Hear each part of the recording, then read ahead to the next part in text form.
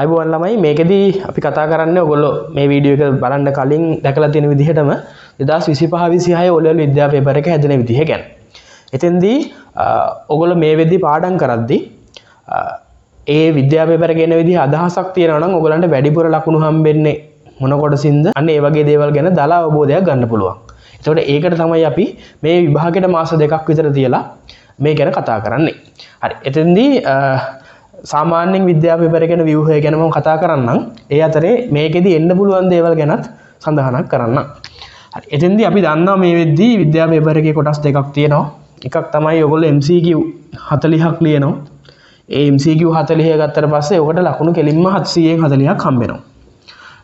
ඊළඟට අපි දෙක කොටසට ගියාට පස්සේ මේ දෙක කොටස කියන්නේ පැය 3ක් තියෙන්නේ. ওই දෙක කොටසෙන් අපිට තියෙනවා ව්‍යුහගත රචනා කියලා જાතියක්. අපි වඩ කියන්නේ ස්ට්‍රක්චර්ඩ් එසේ. ඊට පස්සේ අනිත් જાතිය තමයි රචනා. එසේ. ඔය ව්‍යුහගත රචනා කියන જાතිය ගත්තාම ඕකේ 4ක් තියෙනවනේ ප්‍රශ්න. ඔය ප්‍රශ්න 4 අනිවාර්යෙන් ලියන්න ඕනේ. මේක මග අරින්න බෑ. ඒතකොට මේකෙන් ලකුණු අනිවාර්යෙන් හම්බ වෙනවා. මේකේ ලකුණු හම්බ වෙනකොටත් එකකට 15 ගානේ තමයි හම්බෙන්නේ. එතකොට 15 ඒවා 4ක් හම්බ වෙනවනේ. ඔයගොල්ලෝ හිතයි මේ 15 4 ගත්තාම 60යිනේ. 40 60යි 100යිනේ කියලා නෑ. මෙතෙන්ටත් 60ක් අරන් මෙතෙන්ටත් 60ක් ගත්තාම එන 120න් ගානක් එනවනේ. ඒක ආපහු දෙකට බෙදලා තමයි ලකුණු 60න් දෙන්නේ. එතකොට අපි මෙතෙන්දී දෙක කොටසෙන් ඔයගොල්ලන්ට උපය ගන්න පුළුවන් මුල් ලකුණු ගාන ලකුණු 120ක්. ඒක ආයි දෙකට බෙදලා තමයි මේ MCQ 40ට ලකුණු එකතු කරන්නේ. හරි. එතෙන්දී ඔන්න මේ ස්ට්‍රක්චර්ඩ් එසේ නැත්නම් ව්‍යුහගත රචනා ප්‍රශ්න 4ක් තියෙනවා. ලකුණු 15 ගානේ 4ක් නේ දෙන්නේ. එතෙන්දී කලින් අවුරුදු දිහා බැලුවට පස්සේ හැම අවුරුද්දෙම වගේ ඇවිල්ලා තියෙන්නේ මෙන්න මේ පළවෙනි ප්‍රශ්නේ. මුලින්ම ලකුණු 15 එකතු කරගන්න ප්‍රශ්නේ ජෛව ගෝලය. එතකොට ජෛව ගෝලයේත් ගොඩාක් පිටු දිනන පාඩම් කරන්න.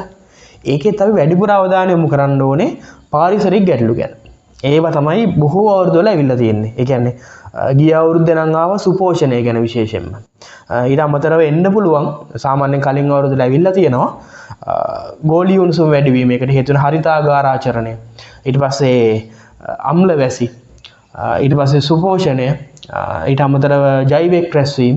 ඔන්න ඔයගේ සංසිද්ධි ටික විශේෂයෙන්ම ඇවිල්ලා තියෙනවා. ඊට අමතරව මේක අපිට ඔන්න මම දැම්මා ජෛව ගෝලයට දැන් බලා ගන්න ඕනේ විශේෂයෙන්ම පරිසර දූෂණය ගැන. ඊට අමතරව මේක ඇවිල්ලා තියෙනවා තව 4R මූලධර්මයේ 4R මූලධර්මයේ වගේ දේවල් ඇවිල්ලා තියෙනවා. ඊට පස්සේ ඒකයිකයා ගහණය ප්‍රජාවර සංවිධාන මට්ටම් ටික. එතකොට ටික දවසකින් ඇවිල්ලා නැහැ මෙන්න මේ සංවිධාන මට්ටම් ටික සහ 4R මූලධර්මයේ. පොදුවේ වැඩිපුරම විභාගයට ඇවිල්ලා තියෙන අර ටික. ඔන්න පළවෙනි ජෛව ගෝලයේ ප්‍රශ්නේ. හැබැයි ගිය අවුරුද්දේ පොඩි වෙනසක් වුණා. මේකත් එක්කම ජීවි වර්ගීකරණය කොටසක් දැම්මා. මීට කලින් අවුරුද්ද වල එහෙම තිබිලා නැහැ. තනිකරම ජෛව ගෝලයෙන් ආවේ ජීවි වර්ගීකරණයක් තිබ්බා. හරි. ඔන්න පළවෙනි ප්‍රශ්නේ තියෙන විදිහ අපි ඉස්සරහදී මේ පළවෙනි ප්‍රශ්න දෙවෙනි ප්‍රශ්නේ වෙන වෙනම මේ ප්‍රශ්න වලට ලෑස්ති වෙන විදිහ ඔයගලන්ට වීඩියෝ දානවා. මේ channel එකෙත් ගොඩක් past paper ප්‍රශ්න සාකච්ඡා කරලා තියෙන්නේ. ඒ සම්පූර්ණ ප්‍රශ්නත් එක්කම අන්න අර 1 2 3 4 5 ප්‍රශ්න වල ලෑස්ති වෙන විදිහ වීඩියෝ ඉස්සරහට දානවා. එහෙනම් ඔයගොල්ලෝ channel එක subscribe කරලා තියාගන්න. හරි. දෙවෙනි එකට එමුකෝ අපි. දෙවෙනි එකේ අපිට හම්බෙන්නේ බයෝ කොටසක්. ඒ බයෝ කොටස් වලත් සාමාන්‍යයෙන් පරීක්ෂණ වලට බර වැඩිපුරම ඇවිල්ලා තියෙනම් ප්‍රභා සංශ්ලේෂණය. ගිය අවුරුද්දේ ප්‍රභා සංශ්ලේෂණ එකක් ආවා. ඒ පරීක්ෂණ ප්‍රභා සංශ්ලේෂණ පරීක්ෂණ වගේක් තියෙනවානේ. ඔක්සිජන් නිපද වෙන බව පෙන්වන එක. ඊට පස්සේ කාබන් ඩයොක්සයිඩ් අවශ්‍යද, හිරු එළිය අවශ්‍යද, හරිතප්‍රද අවශ්‍යද? ඔන්න ඔයගේ කතා තියෙන පරීක්ෂණයක් මෙතෙන්ට සම්බන්ධ වෙනවා ප්‍රභා සංශ්ලේෂණේ බයෝ කොටසේ. ඊට අමතරව ප්‍රභා සංශ්ලේෂණ නොතිබ්බොත් එහෙම අර ඔයගොල්ලෝ දන්නවා ජීවීන්ගේ ලාක්ෂණික වල පරීක්ෂණ දෙකක් තියෙනවා. ඒ පරීක්ෂණ දෙකෙන් එකක් එන්නත් පුළුවන්. ඒ වගේ පරීක්ෂණ සම්බන්ධ වෙන කොටසක් තමයි දෙවෙනි ප්‍රශ්නේ එන්නේ බයෝ. අරවා තමයි වැඩිපුරම ඇවිල්ලා තියෙන්නේ ඉතිහාසයේ. ඒ කියන්නේ ප්‍රභා සංශ්ලේෂණය සහ අන්න අර අපි කතා කරපු ජීවීන්ගේ ලාක්ෂණික වල කොටස් ටික. හරි. ඔන්න දෙවෙනි ප්‍රශ්නේ හැදෙන විදිහ. ඊට පස්සේ තුන්වෙනි එක. තුන්වෙනි එකට අපිට හැමදාම හම්බෙන්නේ කෙමිස්ට්‍රි රසායන විද්‍යාව. දැන් ගිය අවුරුද්දක බැලුවට පස්සේ ආවර්තිත පුරුදු විදිහටම ආවර්තිතාවගුවත් ආවා. ඊට අමතරව විද්‍යුත් ඍණතාව ගැන එහෙම අහලා තිබ්බා. මේකේ ආම්ලික ඔක්සයිඩ, බාෂ්පික ඔක්සයිඩ, උභයගුණීය ඔක්සයිඩ, විද්‍යුත් ඍණතාව, පළමු අයනීකරණ ශක්තිය ඔන්න ඕවෙන් තමයි වැඩිපුරම දෙවෙනි ප්‍රශ්නේ හැදිලා තියෙන්නේ. ඒතර ගිය අවුරුද්දේත් ඒ විදිහටම ආවා. ඒක වෙනස් වුන්නේ නැහැ. ඔය විදිහට තුන්වෙනි ප්‍රශ්නේ අපිට හැදෙනවා. ඊට පස්සේ හතරවෙනි ප්‍රශ්නේ. හතරවෙනි ප්‍රශ්නේ නම් අපිට සම්බන්ධ වෙන්නේ භෞතික විද්‍යාව කොටසක්, ෆිසික්ස් කොටසක්. ඔතෙන්දිත් පරීක්ෂණ සම්බන්ධ වෙන ඒවා. විශේෂයෙන්ම ගොඩාක් අවුරුදු වල අහලා තියෙන්නේ නිව්ටන් නියම සම්බන්ධ පරීක්ෂණ. නිව්ටන් නියම දන්නවද? F = ma ගැන ඒ පරීක්ෂණ සම්බන්ධයක් තියෙනවා. ඊට අමතරව සමහර අවුරුදු වල මෙතනට බලගූර්ණය සම්බන්ධ කරලා තියෙනවා. තව අපිට ඕනනම් මේකේ දෙන්න පුළුවන් දෙයක් තමයි ඝර්ෂණය. ඔන්නෝව තමයි හතරවෙනි ෆිසික්ස් ප්‍රශ්නේ ඉතිහාසයේ වැඩිපුරම සම්බන්ධ වෙලා තියෙන්නේ. ඊට අමතරව කලාතුරකින් අර තරංගවල තාරතාව, හඬේ සැර, ධ්වනි ගුණය, අන්න ඒ වගේ තරංග ප්‍රශ්නයක් හෝ ප්‍රකාශ විද්‍යාව, sin i බෙදීම sin r ඔන්න ඔය වගේ එකක් එනවා. ඒතර ඔයගොල්ලෝ හිතයි මේ ඔක්කොම තියෙනවනේ කියලා. ඔක්කොම වෙන්න පුළුවන් නේ කියලා. මෙන්න මේ වගේ දෙයක් විභාගයේ පේපර් එකේ තියෙනවා. ඕගොල්ලෝ අනිවාර්යයෙන්ම ලියන්න දැනගෙන යන්න ඕනේ. ඒ කියන්නේ ප්‍රකාශ විද්‍යාව ප්‍රශ්නයක් කොහේ හරි තැනක තියෙනවා. ඊට අමතරව තරංග ප්‍රශ්නයක් කොහේ හරි තැනක තියෙනවා. තරංග වලට ප්‍රකාශ විද්‍යාව තමයි ටිකක් බර. ඒකෙත් කාච, එහෙම නැත්නම් දර්පණ, එහෙම නැත්නම් පූර්ණ අභ්‍යන්තර පරාවර්තනය. ඕවා කොහොමද දැනගෙන යන එක ඔයගොල්ලන්ට වාසි. ඊට අමතරව ප්‍රභා සංශ්ලේෂණය.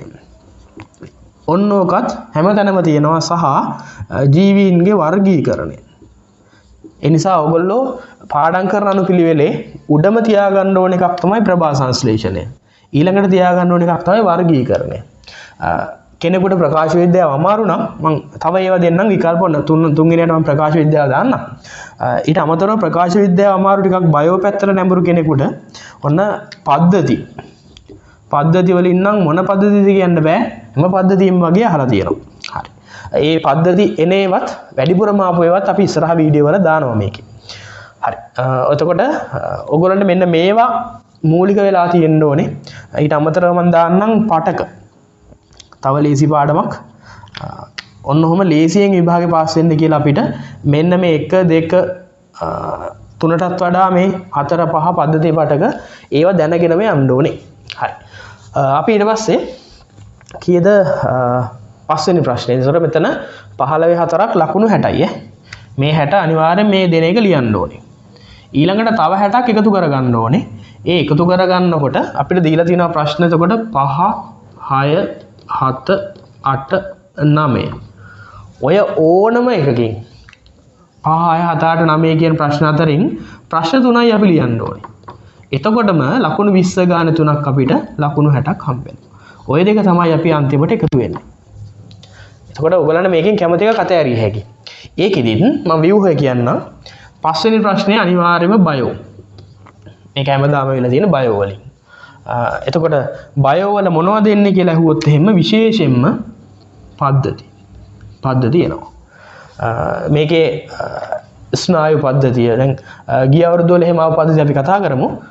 මේ වෙද්දී අපි රුධිර සංසරණ පද්ධතිය ආවා එක දිගට. ඊට පස්සේ ආහාර ජීර්ණ පද්ධතිය. ඒකෙත් නිකන් මේ කාලෙකින් ඇවිල්ලා නැත්තේ ලොකු පද්ධතියක් විදිහට නිකන් ශ්වසන පද්ධතිය වගේ එහෙම ලොකු පද්ධතියක් විදිහට ඇවිල්ලා නැහැ ටික දවසකින්. ඒකෙන්ද chance එකක් තියෙනවා. එතකොට මේකේ ගිය අවුරුදු විශේෂත්වය තමයි පද්ධති වලට ආවේ මෙතන මේ මලක කොටස් ආවා. ඊට අමතරව ස්නායු පද්ධතිය ගැන අහලා තිබ්බා ගිය අවුරුද්දේ. එතකොට මේක නොදා ඉන්නවා. ගිය අවුරුද්දේ ආවා ස්නායු පද්ධතිය. ඔය වගේ කිහිපයක් ඇවිල්ලා තිබ්බා. ඒකේ මලක කොටස් තමයි විශේෂයෙන්ම මුල්ම කොටසට ඇවිල්ලා තිබ්බේ. ඒ නිසා ඕගොල්ලෝ මෙතෙන්දී පද්ධතියක් මතක තියාගෙන යන එක වැදගත්.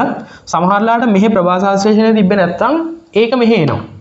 එහෙම නැත්නම් තව මේ හරියෙත් එනවා. ඒ නිසා ප්‍රභා සංශ්ලේෂණය කියන එක ආයි කියනවා වැදගත් ලේසි පාඩමක්. මතක තියාගත්තොත් වාසි. හරි. ඊළඟට ඔන්න 6 වෙනි ප්‍රශ්නේ සාමාන්‍යයෙන් මේක කොහොමද එන්නේ? රසායන විද්‍යාව ප්‍රශ්නයක්, කෙමිස්ට්‍රි ප්‍රශ්නයක්. රසායන විද්‍යාව ප්‍රශ්නේ අපිට පුරුදු මිශ්‍රණ, ඊට පස්සේ සාන්ද්‍රණය ගැටලු, ඊට පස්සේ අම්ල භෂ්ම, ඊට අමතරව තාපදායක අවශෝෂක ප්‍රතික්‍රියා ඔන්න ඔයයන් තමයි ඇවිල්ලා තිබ්බේ. සාමාන්‍යයෙන්. හැබැයි ගිය අවුරුද්දේ මේ චුට්ටක් අම්ල භෂ්ම මෙතෙන්ට තිබ්බේ නැහැ. සාන්ද්‍රණය ගණන් මෙතෙන්ට තිබ්බේ නැහැ. අන්න එහෙම පොඩි වෙනසක් වුණා. ඒ වෙනුවට ගිය අවුරුද්දේ ආවේ වෙනම කෙමිස්ට්‍රි ප්‍රශ්නයක්. ඒක ඒගොල්ලෝ බර කළේ කෙලින්ම යකඩ නිස්සාරණයට. යකඩ නිස්සාරණය කියන ඒ කර්මාන්තයට තමයි මේක බර කළේ. හැබැයි සාමාන්‍යයෙන් එන්නේ මිශ්‍රණ සාන්ද්‍රණයේ ප්‍රශ්නයක්. ඒතර ඔයගොල්ලන්ට හිතෙයි එතකොට එහෙනම් තාපදායක අවශෝෂක ප්‍රතික්‍රියා අම්ල වශයෙන් පාඩම් කරපුවාට අවාසි කියලා මිශ්‍රණ පාඩම් කරපුවාට නෑ. ඒ ප්‍රශ්නේ වෙන තරකට තිබ්බා. 8 වෙනි ප්‍රශ්නෙට ගිය අවුරුද්ද තිබ්බා. ඒ නිසා මිශ්‍රණ සාන්ද්‍රණයේ අම්ල භස්ම සහ විශේෂයෙන්ම මිශ්‍රණ සාන්ද්‍රණයේ අම්ල භස්ම වලට ලෑස්ති වෙලා ආ යුතුයි. හරි. තව දෙයක් මේ කියන්න බැරි වුණ එකක්. ඒ තමයි සාමාන්‍යයෙන් එන එක හයිඩ්‍රෝකාබන. හයිඩ්‍රෝකාබන. ගිය අවුරුද්දේ හයිඩ්‍රෝකාබන කොටස ඔතන තිබ්බේ නැහැ. හැමදාම වගේ එන එකක් හයිඩ්‍රෝකාබනයි මේ තාපදායක අවශෝෂකයි සම්බන්ධ කරනවා. එහෙම සම්බන්ධ කරලා මවුල අනුපාතයක් දෙනවා. හරි. එතකොට මේ අවුරුද්දේ අපි හිතනවා ආයි මේ පැත්තට මේ කියලා. ඊට පස්සේ 7 වෙනි ප්‍රශ්නේ. 7 වෙනි ප්‍රශ්න නම් කෙලින්ම භෞතික විද්‍යා ප්‍රශ්නේ, ෆිසික්ස් ප්‍රශ්නේ. ඕකේ කාචයක්, දර්පණයක්, ඊට පස්සේ ආලෝක වර්තනය සම්බන්ධ සිද්ධියක්, අන්න ඒ වගේ එකක් සාමාන්‍ය මේ ෆිසික්ස් ප්‍රශ්න තියෙනවා. ඊට අමතරව ඇවිල්ලා තියෙනවා ආකිමිඩිස් නියමය, ප්‍රතිරෝධක, සමග ප්‍රතිරෝධය වගේ ඒවා. අන්න ඒ වගේ ඒවා මෙතෙන්ට දාලා තියෙනවා. හරි. ඊට පස්සේ 8 වෙනි ප්‍රශ්නේ නම් එක જાතියකින් නෙමෙයි එන්නේ, කලවමේ එන්නේ. AB කියලා කොටස් දෙකක් එන්නේ. AB කියලා කොටස් දෙකක්. 9 ප්‍රශ්නෙත් එහෙම ಜಾති දෙකක කලවමක්. 9 වෙනි ප්‍රශ්න නම් කලවම අපි දන්නවා. 9 ප්‍රශ්නේ තියෙන්නේ A කොටසේ රසායන විද්‍යාව, B කොටසේ භෞතික විද්‍යාව. මේකෙත් බයෝ කෑල්ලක් තියෙනවා. එක කොටසක බයෝ කෑල්ලක්, අනිත් කොටසේ ගොඩක් වෙලාවට රසායන විද්‍යාව කෑල්ලක්. ඔහොම තමයි තියෙන්නේ. හරි. එතකොට මේක චුට්ටක් කියන්නම්. මෙතන මේ රසායන විද්‍යාව හෝ භෞතික විද්‍යාව වෙන්න පුළුවන් ඈ. හරි. එතකොට මෙතෙන්දී 8 වෙනි ප්‍රශ්නේ A කොටසේ බයෝ වලට අර මම කලින් කිව්වේ වර්ගීකරණය. එහෙම නැත්නම් තව එකක් තියෙනවා ප්‍රවේණිය. ප්‍රවේණිය.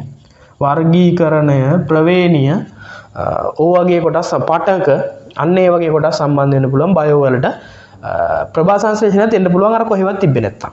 ඒ නිසා ආයි කියනවා ප්‍රභා සංශ්ලේෂණයයි පටකයි මේ වර්ගීකරණයයි හරි වැදගත්. වැඩේ ලේසි කරනවා අපිට. ඊට පස්සේ මෙතන කෙමිස්ට්‍රි නේ, මෙතන ෆිසික්ස් ආවේ. මෙතන ෆිසික්ස් ආවේ. එතනක් තියෙන්න පුළුවන් ආකිමිඩිස් නියමය. ඊට පස්සේ ඊට අමතරව ආකිමිඩිස් නියමය සම්බන්ධ උඩුකුරු තෙරපුම් වගේ දේවල්. ඊට අමතරව කාච, දර්පණ අරවැය තිබ්බේ නැත්තම් මෙතෙන්ට එන්න පුළුවන්. වැඩිපුරම මේ කලින් අවුරුද්දේ ඇවිල්ලා තියෙන අර කිලෝවොට් පැය ගණන් තියෙන සහ Q සමාන EMC දීලා තියෙන්නේ. අන්න ඒවා. එතකොට මෙතෙන්ට තියෙන්න පුළුවන් කිලෝවොට් පැය ගණන්, Q සමාන EMC දීලා කියන තාපය කොටස්.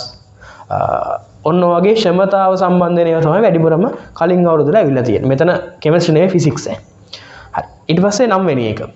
9 වෙනි එකේ තියෙන්නේ කෙමිස්ට්‍රි ප්‍රශ්නයක් සහ ෆිසික්ස් ප්‍රශ්නයක්. මේකේ නම් බොහෝ දුරට ඇවිල්ලා තියෙන්නේ විද්‍යුත් රසායනය. විද්‍යුත් රසායනය තමයි බොහෝ දුරට ඇවිල්ලා තියෙන්නේ. ඊට පස්සේ ෆිසික්ස් වලට ඉලෙක්ට්‍රොනික විද්‍යාවයි ඊට අමතරව චුම්බකයි. ඕක නම් ටිකක් නිශ්චිත ගතියක් තියෙනවා. 9 වෙනි ප්‍රශ්නේ කෙමිස්ට්‍රි වල විද්‍යුත් රසායනය වැඩි බරක් දීලා තියෙනවා. ෆිසික්ස් වල ඉලෙක්ට්‍රොනික විද්‍යාව සහ චුම්බක මෙතෙන්ට හිර වෙනවා. ඔය විදිහට තමයි අපේ ප්‍රශ්න හැදෙන්නේ. ඔයගොල්ලෝ සාමාන්‍යයෙන් මේ බයෝම ලියන්න ඉන්න කෙනෙක් නම් මෙතන 15 දෙකක් තියෙනවා. මෙතන මේක තෝරාගත්තොත් 20ක් තියෙනවා. මෙතන 15 දෙකක්, එතන 30යි, 30යි 20යි 50යි. එතනින්ම කෙලින්ම 50යි දෙකට බෙදනවනේ. 100න් 25ක් මෙතන බයෝ සෙට් වෙනවා. ඒ නිසා කෙමිස්ට්‍රි වල ආවර්තතාවගුව සම්බන්ධ ප්‍රතික්‍රියා සම්බන්ධයෙන් දන්නවනම් ලොකු ලකුණු ප්‍රමාණයක් එකතු කළ හැකියි. ෆිසික්ස් වල නම් ටිකක් විසිරෙනවා. ඒ තියදී සූත්‍ර වලට ආදේශ කිරීම තියෙන්නේ. අර අතන ෆිසික්ස් එකට තව ප්‍රවේග කාල ප්‍රස්ථාර ඇවිල්ලා තියෙනවා. මේකේ කාලෙකින් ආවේ නැහැ ප්‍රවේග කාල ප්‍රස්ථාරයක්. විස්ථාපන කාල ප්‍රස්ථාර නම් ඇවිල්ලා තියෙනවා හරිම අඩුයි. ප්‍රවේග කාල ප්‍රස්ථාරයෙන් ගණනය කරන්න දේවල් ගොඩයිනේ. ඒ නිසා මෙතෙන්ට ප්‍රවේග කාල ප්‍රස්ථාරත් බර වෙනවා. ඔන්න ඔය විදිහට ඔයගොල්ලෝ ප්ලෑන් කළොත් මේක. එතකොට මේ විශේෂයෙන්ම පද්ධති, පටක, වර්ගීකරණය, ප්‍රභා සංශ්ලේෂණය වගේ දේවල් වලින් ලොකු ලකුණු එකතු කළ හැකියි. ඒ එකතු කරලා ඉවර නම් ඔයගොල්ලෝ මේ වෙද්දි. එහෙම ඉවර කෙනෙක් නම් සාමාන්‍යයෙන් ඒක පුළුවන් නම් ඔයාලා ඊට පස්සේ යන්න ප්‍රකාශ විද්‍යාව තරංග මේකේ මෙච්චර ලොකුවට කියලා අපි නොසලකා හරපු කෙනෙක් තමයි ජෛව ගෝලය. ජෛව ගෝලයේ අච්චුපතේ ගොඩක් තිබ්බට විභාග ප්‍රශ්න කළාම ඔයගොල්ලන්ට තේරෙනවා මේකේ එකම જાතිය ඒවා ආයි අහනවා කියලා. හරි. ඔය විදිහට ප්ලෑන් එකක් ඇතුව වැඩ කළොත් එහෙම ඔයගලන්ට විද්‍යාව ටිකක් උපක්‍රමශීලීව වැඩි ලකුණු ප්‍රමාණයක් ගන්න පුළුවන් මේ පොඩි කාලය ඇතුලේ. ඒකෙදි උදව්වක් විදිහට මේ channel එකේ ඉදිරියට ඔයගලන්ට මේ 5 6 7 8 9 ප්‍රශ්න අපි එක දිගට කරනවා. පස්වෙනි ප්‍රශ්නෙට එන්න පුළුවන් ඒව ගැන මතක් කිරීම ඉස්සරහට කරනවා. එහෙනම් channel එක subscribe කරලා තියාගන්න. හරි. අපි ඉස්සරහ වීඩියෝ වලින් හම්බෙමු.